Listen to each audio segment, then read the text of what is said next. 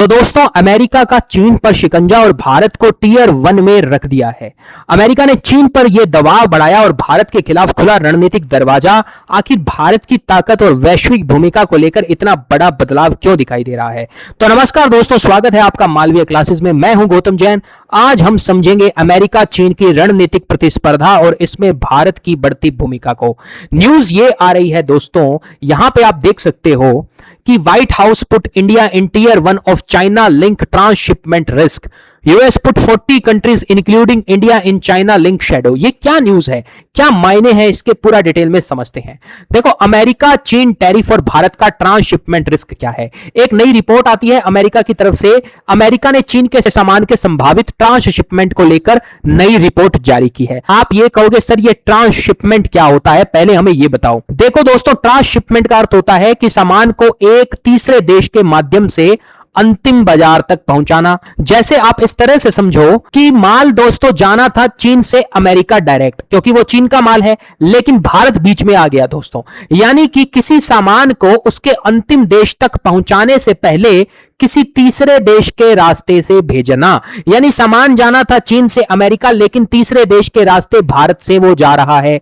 अगर वैध व्यापारिक कारणों से जा रहा है तो ठीक है, यह सामान्य वैश्विक व्यापार हो सकता है। लेकिन अगर मान लो अमेरिका ने चीन के सामान पर कुछ यहां पे टैरिफ लगाया हो और वो चीन क्या करता है दोस्तों, भारत में बेच देता है, और भारत क्या करता है, उसको प्रोसेस करके अमेरिका को बेचता है, तो यह हो सकता है टैरिफ बचाने का एक उपाय हो। इसको बोलते हैं टैरिफ सरकमवेंशन, यानी टैरिफ से बचने के लिए गलत तरीके से मार्ग बदलना। लेकिन इसकी पुष्टि नहीं हुई है, यह अभी अमेरिका ने इस पे टीयर 1 में रखा है कि हो सकता है। रिपोर्ट में 40 से अधिक देशों को संभावित जोखिम वाले देशों के रूप में चिन्हित किया गया है कि हो सकता है चीन इन देशों की मदद से टैरिफ से बच रहा हो। भारत को सबसे ऊंची जोखिम श्रेणी यानी कि टीयर 1 में रखा गया है। अब आप यहां कहोगे कि सर ये टीयर 1, टीयर 2, टीयर 3 क्या है? क्या एसएससी सीजीएल के एग्जाम है क्या? नहीं दोस्तों, ये सीजीएल के एग्जाम नहीं है।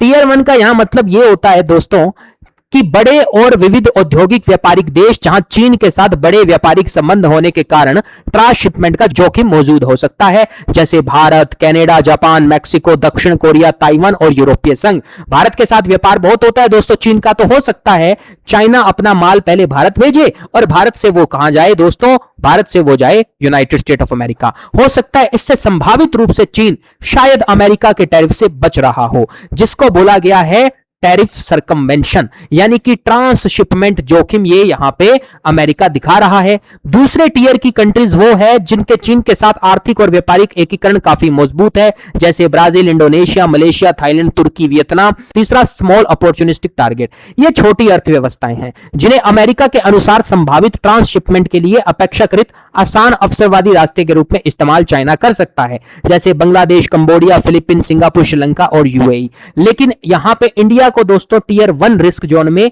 रखा है। आई बात समझ में? इसका अर्थ यह नहीं है कि भारत को टैरिफ चोरी में दोषी पाया गया। नहीं दोस्तों, अमेरिका की चिंता है, मुख्य चिंता है कि चीन के सामान के तीसरे देशों के रास्ते अमेरिकी बाजार में पहुंचने को लेकर के है। एग्जांपल के साथ मैं अगर आपको समझाऊं, बिल्कुल साधारण एग्जांपल देकर के समझाता हूं।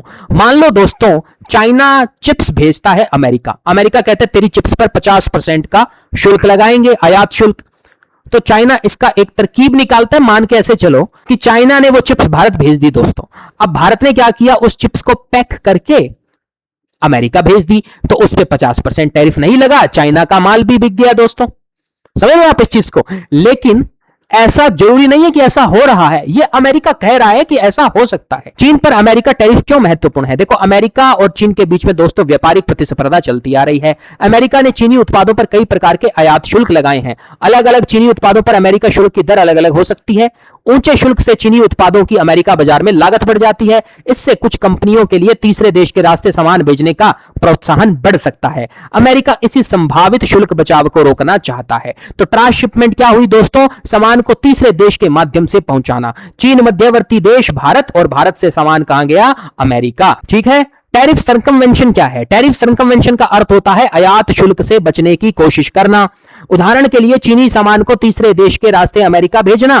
कुछ मामलों में उत्पाद पर केवल सीमित प्रसंस्करण या असेंबली की जाती है। आप समझ रहे हो इस चीज को? यानी मान लो चीन से कोई सामान भारत आता है तो उसका सीमित रूप से प्रसंस्करण होगा, यानी रिफाइनिंग हो जाएगी या उसको असेंबल कर दिया जाएगा, फिर वहां से अमेरिका जाएगा। तो इससे हो सकता है यहां पे जो टैरिफ है वो बच जाए, जिसको बोलते हैं टैरिफ सर्कमवेंशन। एक्चुअली में वो माल चाइना का है लेकिन भारत में रिफाइन और प्रोसेस हो गया, अब वो अमेरिका जाएगा, तो इससे जो आयात शुल्क अमेरिका ने लगाया उससे ये बच सकते हैं। यदि वास्तविक चीनी मूल छिपाया जाए तो अमेरिका इसे शुल्क चोरी मान सकता है। इसी संभावित स्थिति को टैरिफ सर्कमवेंशन रिस्क कहा जाता है। अब भारत को टीयर 1 में क्यों रखा गया? भारत एक बड़ा और तेजी से बढ़ता हुआ औद्योगिक और व्यापारिक देश है। भारत का चीन के साथ महत्वपूर्ण व्यापारिक संबंध है दोस्तों। भारत वैश्विक आपूर्ति श्रृंखलाओं में भी महत्वपूर्ण भूमिका निभा रहा है। इसलिए अमेरिका भारत जैसे बड़े व्यापारिक केंद्रों में ट्रांसशिपमेंट जोखिम देखता है।